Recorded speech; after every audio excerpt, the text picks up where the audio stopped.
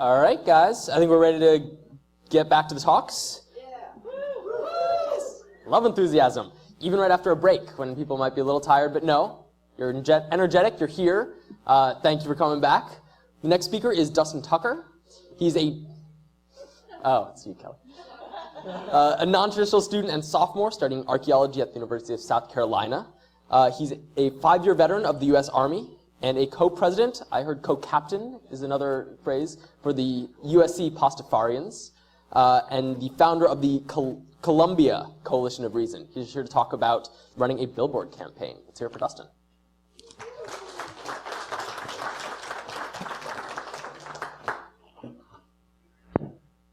Is this thing on? Okay. All right. Just want to start by thanking the SSA for putting this together. I think we're all having a pretty good time, and I know we're all getting out a lot of this, or getting a lot out of this, rather. I see still some people following in. Okay, good. All right. So, anyway, I'm Dustin Tucker. I'm here to talk to you about Billboard campaigns, as Jesse said. If you know anybody who's a student of history, they can probably tell you this, or any of you are history students yourselves. A lot of the great social change over the last 200 years or so has been spearheaded by students like us. As this says.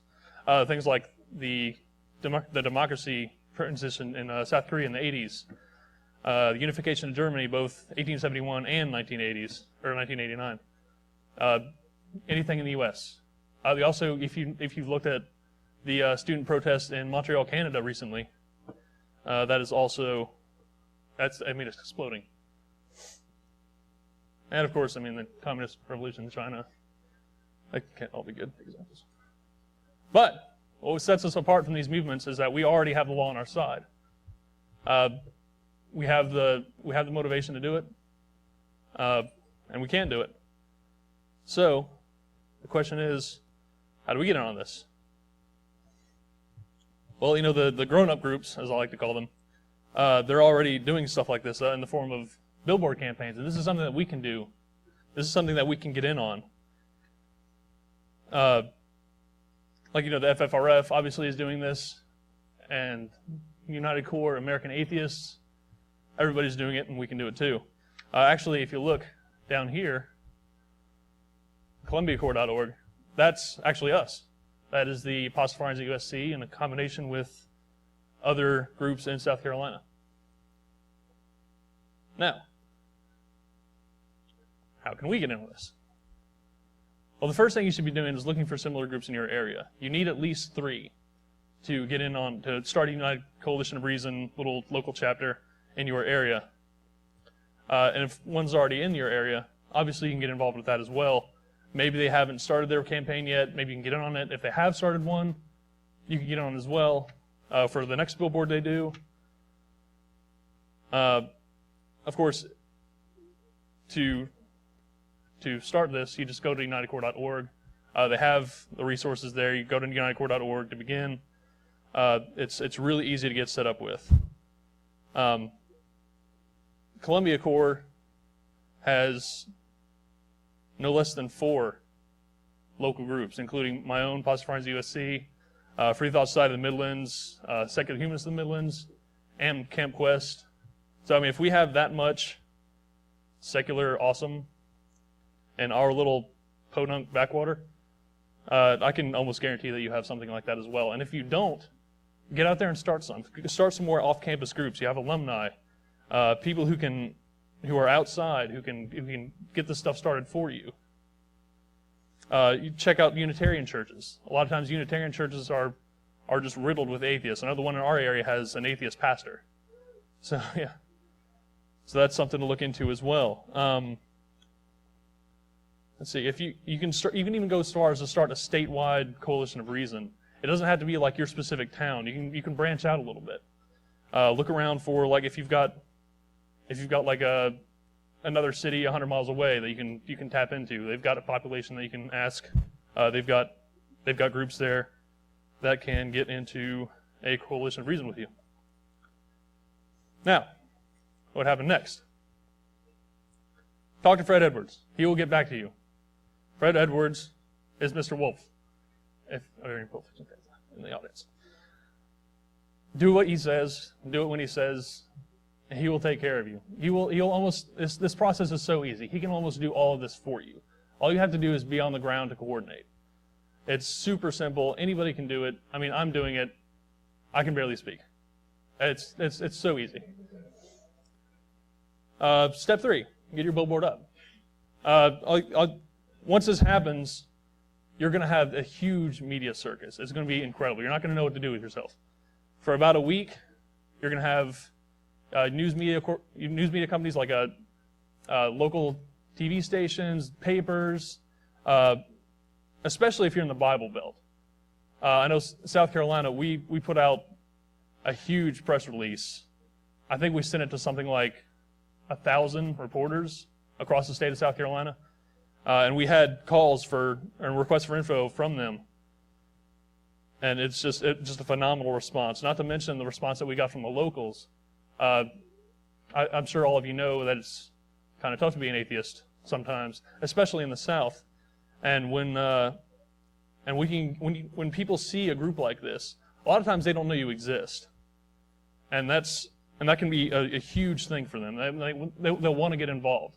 This is our little barbecue that we did a few days after we launched the Billboard, and we had quite a few new people, and I think we even attracted a homeless person. Yeah, here he is, hiding right behind the leader of 3,000 Silent Members. So, we got to do a little bit of community service in the mix as well. Let's see. But yeah, what you want to do, though, is pick somebody from within your group. A lot of times with the adult groups, again, as I like to call them, they're often in positions where highly visible activism like this, like being a spokesperson for a coalition of reason, that can kind of get them in trouble with work, family, etc. You, on the other hand, are a college student. You probably won't get a job in this economy anyway, so there's no risk here.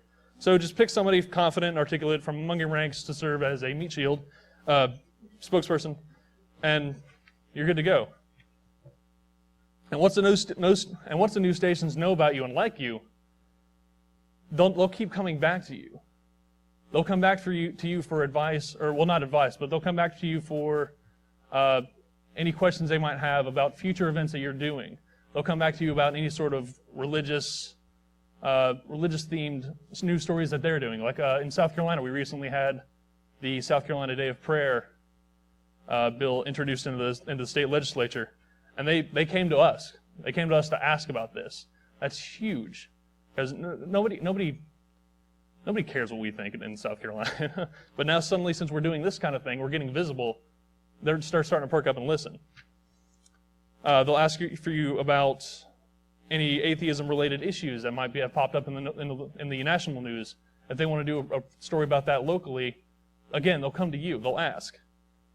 They'll ask you to let them know when you're going out for like trans-faith community service projects, which is something that we're still working on in South Carolina, because we have we did a local Baptist church started a billboard campaign of their own, and they put it right there on that same billboard, saying we still believe in God.